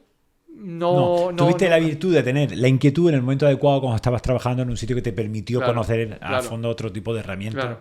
Y luego yo también estaba un poco mucho con banca internacional, ¿no? Estaba afuera, luego yo estaba en la zona de Málaga, llevaba clientes, muchos clientes internacionales. O sea, tú has visto la evolución brutal de Málaga. Claro, o sea, que claro. ahora es difícil sacar altas rentabilidades. Málaga está ya Caer, muy o sea, disparado. yo lo vi todo destruido, digamos, estaba en morosidad, viendo esa parte allí, toda la zona de Marbella, Estepona, Manilva, todo eso, que era zona ya, lo último que ya no llegó a hacerse, y era muchas de las propiedades que yo en morosidad trabajé allí, toda esa zona, y luego realmente, pues yo compré en Málaga, o sea, yo tengo varias propiedades en Málaga, y compré en momento bueno. Málaga para mí ya daba, digamos, en los informes, era ciudad clave, Triana era barrio clave, realmente en todos esos informes que daba, Triana fue el barrio que más se revalorizó casi de toda España, y Málaga ha sido la ciudad que mayor revalorización ha tenido. Entonces, dentro, digamos, en línea general, entonces todo eso lo daban los informes muy claros, y todas esas cosas que hemos comentado antes se daba muy claro, o sea, llegaba a Málaga empresas internacionales, personas con mayor capacidad adquisitiva, la oferta de vivienda muy controlada, porque al final a la costa puedes construir lo que puedes construir. Si tú quieres, digamos, construir más, digamos, para la montaña en Málaga, pues ya te vas alejando y cada vez tienen menor valor, digamos eso. Entonces, era un mercado muy claro de revalorización, ¿no? Vale. Y Alex, mira, para que quede luego como corte estupendo, danos 3 claves para alguien que quiere comenzar hoy, pero muy breve. Es decir, yo las tengo claras por lo que hemos comentado, además te agradezco muchísimo por la información, es genial, pero si tuvieras que resumirlo en 3 líneas. Yo diría, o sea, por una parte, yo diría el tema de desarrollo personal, tener esa disciplina tiene que ser férrea, no dejarte de llevar, digamos, por personas en este caso, o digamos un entorno que no sea el adecuado, tanto esa disciplina como tener un entorno adecuado que te fomente a que tú realmente no te quites de ese objetivo. Y luego, lógicamente, la formación para mí es fundamental, pues si estamos haciendo cosas sin saber, no tiene ningún sentido. Esa 3 te la daría por la parte de desarrollo personal. Ahora, por la parte económica te diría tema de análisis, o sea, comprender muy bien. El análisis para mí es la clave fundamental en negocio inmobiliario. Conocer muy bien el tema de rentabilidades, conocer muy bien la zona, la demanda, cómo funciona la macroeconomía en general, y a través de eso traerla aquí. O sea, ese análisis para mí es fundamental. Luego, si es una persona que inicia, no comprar propiedades, digamos, de ticket muy alto, sino que tú tienes que definir ese ticket, tu precio ideal, y luego definir muy claro lo que yo he comentado antes, esa velocidad de compra. Esas 3 para mí son claves fundamentales: análisis, velocidad de compra y el precio adecuado a ti. ¿Cuál es el precio adecuado a ti? El que te permita comprar al menos año a año una vivienda. Con el paso del tiempo irás comprando, en vez de año a año, cada 10 meses, cada 8 meses, cada 6 meses, llegará un momento que ya... Que no sale de la notaría. Claro, ya podrás comprar, digamos, es exponencial. Alex, ¿y comprar para alquilar o alquilar para vivir o comprar para vivir? O sea, ¿tú qué recomiendas? Y una pregunta, ¿vives de alquiler o eres propietario? Vivo de alquiler. Claro, o sea, yo tengo todas las propiedades y vivo de alquiler. Cuando yo vivía en mi propiedad era cuando yo hacía el house hacking, y luego al final el alquiler siempre es más barato, porque cuando tú te vas a propiedades incluso más caras, la rentabilidad de esa persona que te alquila es menor. Entonces tú imagínate, tú estás comprando pisos, ponte, me lo invento, de 80, de 60, de 100.000 euros, de 120.000 X, con una rentabilidad sobre dinero contado. Tú imagínate, 10% bruto, 12%, si ves cash on cash, o sea, sobre el dinero que tú has puesto, 25, 30%, 40%, el que sea, ¿vale? Y tú a lo mejor estás alquilando, por ejemplo, una propiedad de rentabilidad 1% para el que te lo alquila a ti. Entonces, para mí, comprar para tú vivir no tiene sentido, a no ser que tú ya hayas creado una renta pasiva muy grande o suficientemente para ti, la cual tú te compres tu casa para ti, pero realmente tú no la estás pagando, te la estás pagando con las rentas que te están generando. Tú imagínate que yo tengo 5 pisos que me generan 600 euros, que yo lo alquilo, y me generan 3.000 euros pasivos. Quito la hipoteca y me quedan 1.200 euros. Genial. Cojo esos 1.200 y compro una casa, me lo invento, de 400.000 euros y me cuesta cero, porque estos pisos me pagan la casa. Ahora, mi salario no pago nada, porque realmente estas casas pequeñitas me están pagando la grande. Siempre a medida que compremos una casa de mayor valor, imagínate, una casa, depende también de la zona, ¿no? Pero imagínate, oye, una casa de 2 millones de euros, a lo mejor por la capacidad adquisitiva del país, de las rentas que tiene el país, y las personas que puedan acceder a ella, a lo mejor la renta va a ser muy baja. A lo mejor dice, oye, vale, 2 millones de euros, pero el alquiler es, me lo invento, ¿vale? Por ejemplo, 3.000 euros. Y fíjate, eso es a lo mejor el 1,5%, o el 2%, o el tal. Ahora, tú estás alquilando a un 30% cash on cash. Y tú estás alquilando, tú le estás pagando a tu casero un 2%. Y tú el 30% cobrando. 30% cobrando tú pagando el 2%. Entonces, nunca va a ser mejor comprar una casa para ti. Si tú es tu sueño, porque tú la quieres adaptar y tal, sería cuando tú tengas esas rentas pasivas que te lo paguen. Yo lo que digo siempre, o sea, esas casitas te tienen que pagar tu nivel de vida. X casita si yo me gusta viajar, X casita para mi casa, X casita para mi ropa, X casita para ahorrar, X casita para invertir. Ok, en vez de, primero empezaré por lo que supone más, que es la vivienda. Oye, X casita para pagar mi alquiler. Genial, ok. Después mi velocidad de compra, compro otra casita para mi suministro, mi internet, mi luz, mi agua y mi comida. Genial. Otra casita porque a mí me gusta irme de vacaciones X. Ok, ahora, a medida que yo tenga casita, podré desbloquear en el juego nuevas cosas que yo puedo hacer. Ahora, me voy a ir de vacaciones sin tener la casita. ¿Quién paga eso? Mi espalda. Mala cosa. Mal error. Mala cosa. Claro. Entonces, ¿por qué? Porque te haces esclavo de eso. Luego, de X años, dentro de X años, esas vacaciones te van a costar más dinero por la inflación y tú te vas a tener que ir antes y te ibas a un hotel de X estrellas y ahora vas a tener X estrellas menos una.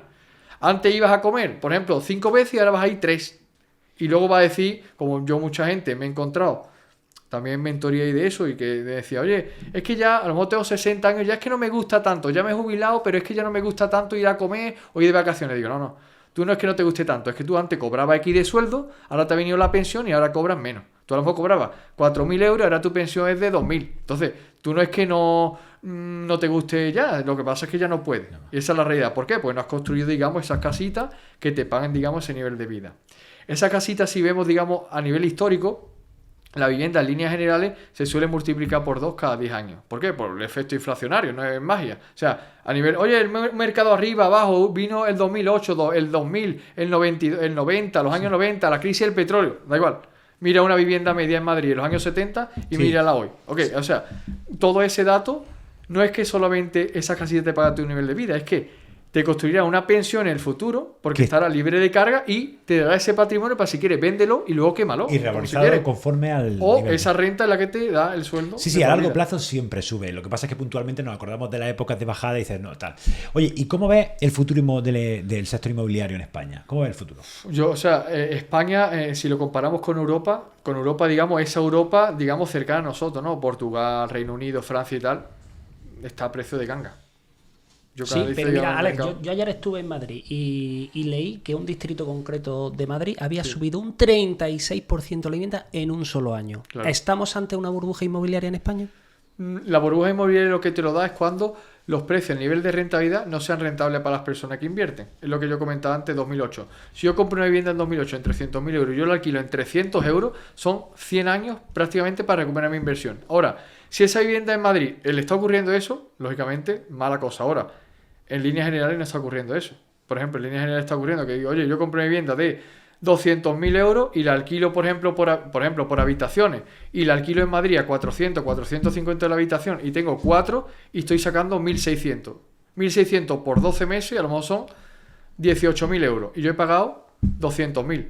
200.000 euros de los cuales ni lo he pagado, porque a lo mejor el banco me da el 90% y yo he pagado 20.000 más los gastos. Yo he pagado a lo mejor 30.000 y me está dando 18.000 brutos. Eso es un 50% bruto.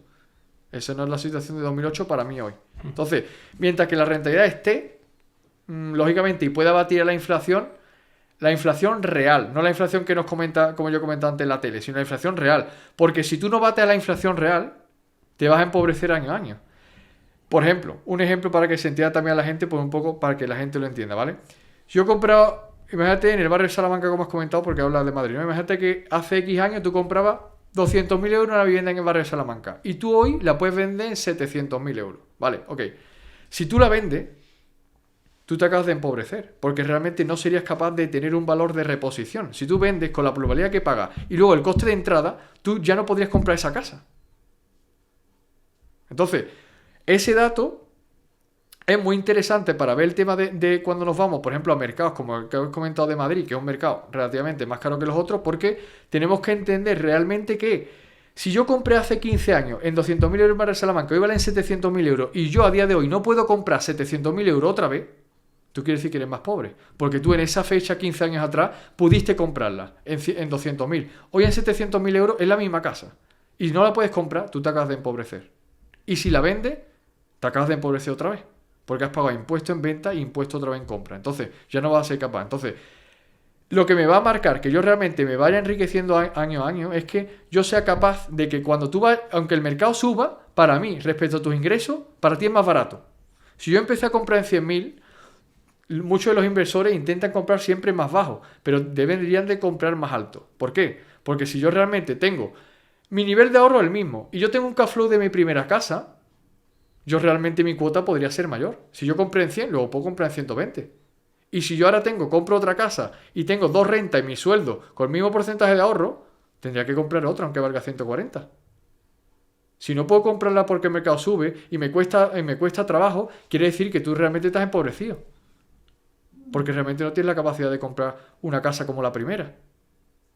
Entonces, lo complicado al principio es entrar. Una vez que yo entro, si yo tengo renta y estoy simplemente con las reglas, si yo ahorraba de mi sueldo X y ahora tengo ese sueldo X más una renta pasiva, aunque el mercado suba, si yo, por ejemplo, estoy generando a un 30% cash on cash sobre lo que genero bruto y el mercado crece un 5%, sí, pero hay diferencia positiva. Positiva para ti. Y en el largo plazo es brutal la diferencia. Por eso, la velocidad de compra, a lo mejor yo como siempre comento, oye, puedes comprar una cada año, o una cada 2 años, o una cada 3 años si es tu velocidad de compra, pero va a llegar un momento que vas a comprar cada vez menos. O sea, el precio va a ser mayor, pero tú vas a comprar más rápido. Porque tú estás creciendo por encima del mercado. Lo único que tenemos que hacer para enriquecernos es batir al mercado. Ya está. O sea, no es, oye, voy a ganar 3.000 es mucho, es poco, yo no lo sé. Que tu rentabilidad sea superior al subir. Para mí, ¿cuál es lo mínimo que debería invertir cash on cash sobre tu dinero bruto? El 20%. Por eso es muy importante el tema que yo siempre comento del apalancamiento y del perfil bancario. ¿Por qué? Porque si yo no invierto con apalancamiento, va a ser más complicado que yo tenga esa rentabilidad. Tengo que ser muy bueno. Tengo que encontrar unas propiedades que no vea, tengo que hacerle una reforma y tal, que al final voy a gastar más dinero. Entonces, para batir eso, si yo invierto con apalancamiento bancario, como yo lo hago como estrategia, con esa financiación, lógicamente, controlada y con conocimiento, pues puedo permitirme que realmente ese cash on cash sobre el dinero que yo pongo, mi rentabilidad es muy superior a lo que es la inflación. Y eso es lo que te hace que año a año te está enriqueciendo. O sea, acelerar el proceso para llegar a la magia del interés compuesto. Exactamente. Y, como yo diría, o sea, intentar conseguir esa financiación ilimitada, que es cuando el banco ya te vea con un buen perfil y tú generes más rápido o más fuerte que lo que tú vas a comprar. Entonces el banco va a decir, oye, como el mercado, yo compraba en 100, el mercado ha crecido en 140, pero ya tú generabas 1.000 y ahora generas 5.000. Entonces, oye, ¿qué más me da que sea 140? Al final la cuota, en vez de 300 euros, son 400 euros, pero tú generas 5 veces más. Entonces, realmente esa propiedad, aunque valga un 40% más que cuando tú iniciaste, realmente tú cobras 500% más. Y tienes 500% más de patrimonio que antes. Pues tú empezaste con 0 casas y ahora a lo mejor tienes 5 casas que valen 100.000 euros cada una. Lo mismo que tú compraste, 100.000, ok.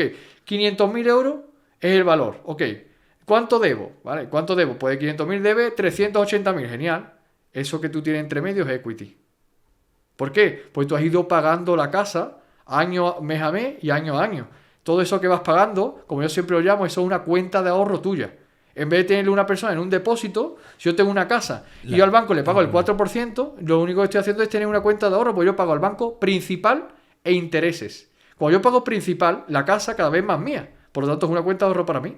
Sí, al final no cabe duda que eso es así. Y esos intereses, a su vez, para un inversor inmobiliario que tiene en alquiler, esos intereses son un gasto deducible. Por lo tanto, si yo tengo un tipo de renta alto, ese gasto deducible menos impuestos. Es mejor. Bueno, y ya entramos en la fase final antes de entrar en las últimas preguntas. ¿Cómo percibes la brecha generacional que hay entre los boomers y las generaciones más jóvenes como los millennials y los Z en cuanto a renta, en cuanto a estabilidad financiera? A ver, es lo que he comentado antes, a nivel generacional. Sí que es cierto, si nos vemos a nivel de crecimiento de salarios y demás, el mercado podemos entender que quizás es precario en cierto sentido, o es lo que nos quieren decir y demás, pero a nivel de, si lo vemos, digamos, todo relacionado con la inversión, o sea, las oportunidades que hay ahora a nivel de los tipos de interés y la facilidad de crédito al entrar y demás, o sea, con una nómina, alguien empieza a trabajar, fíjate, salario mínimo interprofesional, Sí, ya Vale. 1.400 Vale, con imagínate, las oye, pagas extra. cobra 1.400 y tal, ok, con las pagas extra, o que sea, 1.400 y tal, ok, con las pagas extra, o que sea, 1.500, o que sea, 1.500 o 1.400 o 1.300, da igual, ok, no tiene deuda. Vive, por ejemplo, un chaval joven que empieza 20 años, vive con sus padres, 1.300 euros, ok, vale. Oye, compro una propiedad de 80.000 euros, de 100.000 euros, y la pongo en alquiler. Compro de 100.000 euros y la alquilo por habitaciones. ¿Cuánto voy a pagar de cuota? Por ejemplo, yo que sé, 400 euros. O si yo tengo 20 años, a lo mejor el banco me puede dar para yo comprar. Imagínate, como yo hacía house hacking. Yo vivo en una habitación, en mi propia casa. Alquilo 3 habitaciones o alquilo 2. Comparto con personas, que está guay por conocer a gente y demás. Ok, pago a lo mejor de hipoteca 300. Yo cobro 1.400. Alquilo las habitaciones en 300 euros.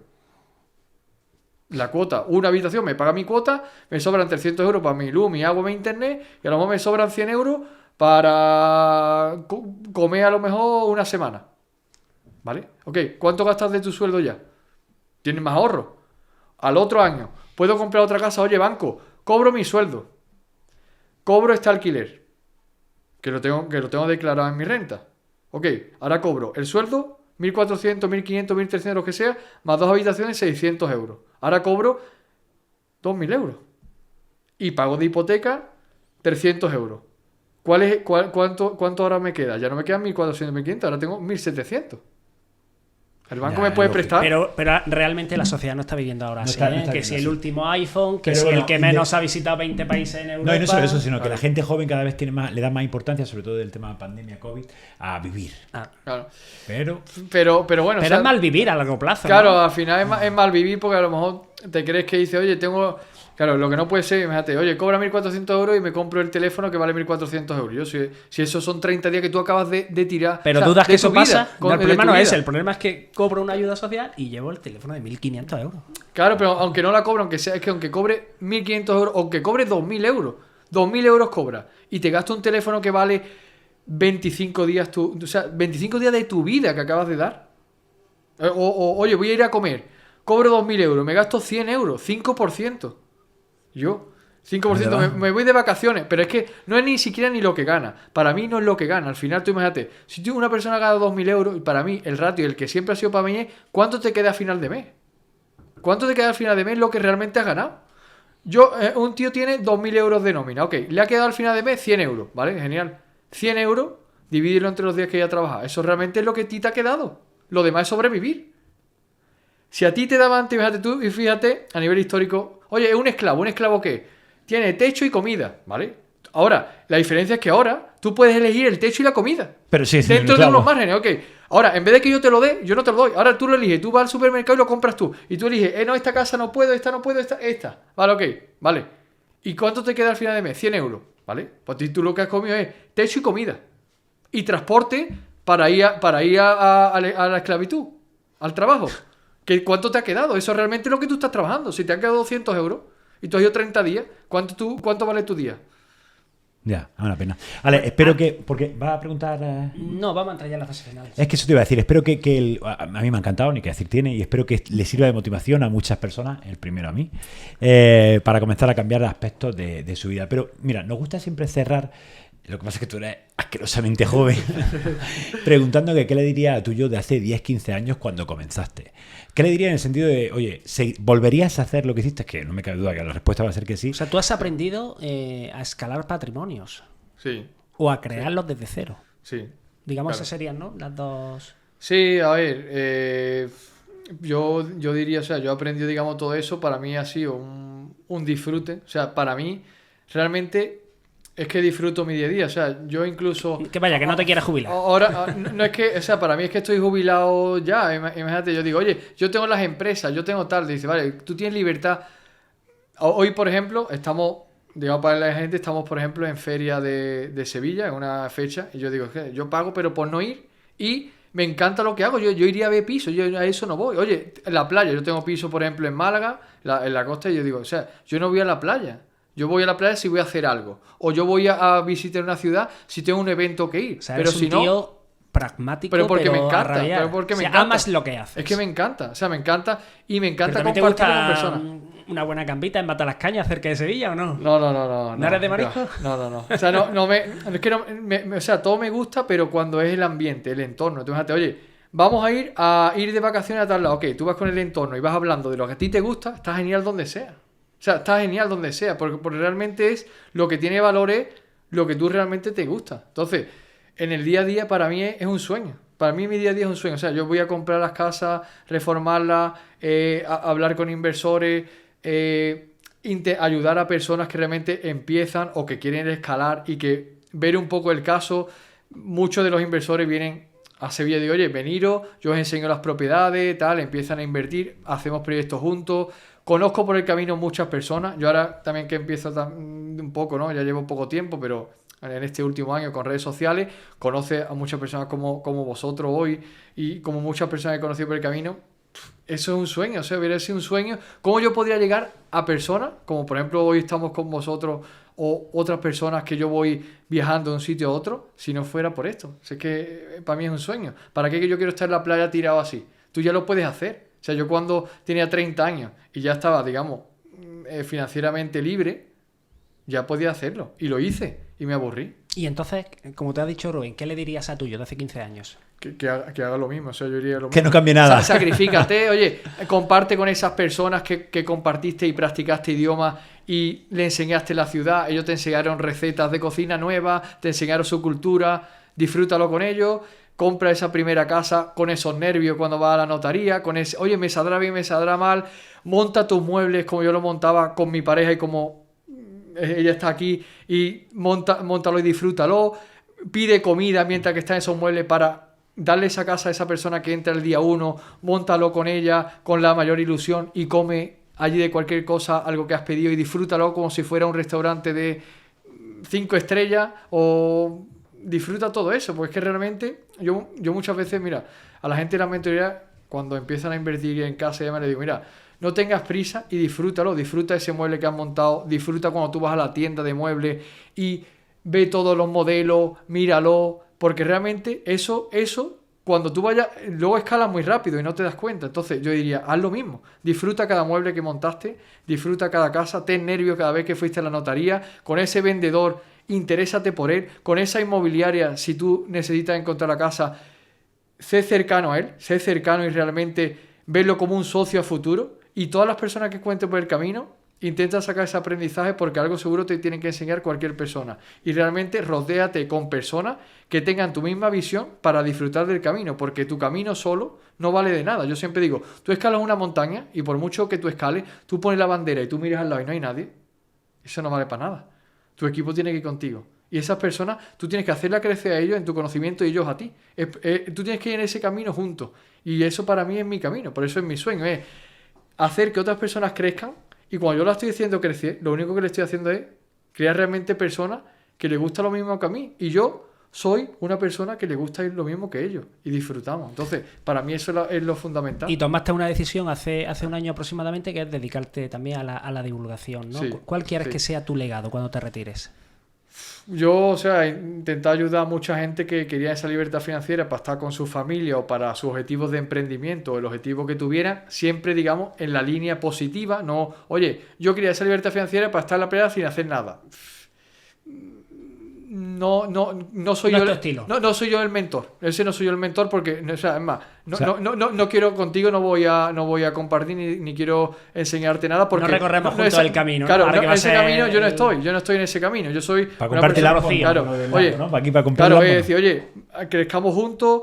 A lo mejor puedes crear un proyecto de emprendimiento, yo puedo apoyar en eso, yo tengo personas que quieren empezar a invertir conmigo y yo invierto también en sus proyectos. O sea, porque yo realmente, oye, son personas que sé que tienen una dedicación, tienen una disciplina, compartimos muchos valores, digo, oye, ese proyecto es bueno y yo quiero acompañarte en ese camino, es que yo me parece guay. Entonces, o sea, que realmente sea alguien que tú puedas compartir con esas personas. Para O mí sea, eso los no valores tiene son precio. fundamentales para ti. Los valores son fundamentales. O sea, y tener la visión. Y tener una visión conjunta que realmente sea única y que tú puedas compartir con esas personas y que realmente tú hables de esos temas que te encantan. Para mí la inversión es que es lo que es mi día a día. No, se te todo, nota, tranquilo. Todo mi día a día, es mi pasión, realmente, es que es mi pasión. Es que no es, o sea, no lo cambio por nada. Yo si tengo que, y ella lo sabe, ¿no? Que estamos aquí mi pareja y decimos, oye, hay un evento, yo qué sé, vamos a ir a Miami, vamos a ir a Estados Unidos y tal, ok, vale, pero hay un evento allí que ir, hay networking que hacer, sí, vale, entonces voy. Si no, no voy. Oye, vamos a ir. Yo, por ejemplo, Reino Unido a mí me encanta. Es un país, yo he estado también allí con el tema del trabajo y demás, cuando estaba con temas financieros y todo esto. Y es un país que a mí me encanta. Pero, o sea, yo voy a muchos eventos allí, tengo muchas relaciones con personas que están, como yo hago ahora en redes sociales, con el tema de libertad financiera, de inversión inmobiliaria y demás. Y digo, o sea, es que es súper guay. No voy a ver una ciudad, es que voy allí. Y quedo con gente networking que veo ese mercado y ellos me analizan esos datos como yo lo analizo y vamos a ver casa y vamos a ver su obra y veo cómo lo hacer aquí y voy a otro sitio. Entonces y tú irías a Tailandia y Albania, pero a ver el mercado a inmobiliario. ver el mercado. A ver el mercado. Oye, Alex, tío, eres un tío encantador, de verdad. Ha sido un auténtico Muchas placer. gracias. Yo personalmente he aprendido muchísimo. Espero que la ¿Vas a gente que poner lo algo en práctica? No. Pero coño, pero he aprendido. Por algo se empieza.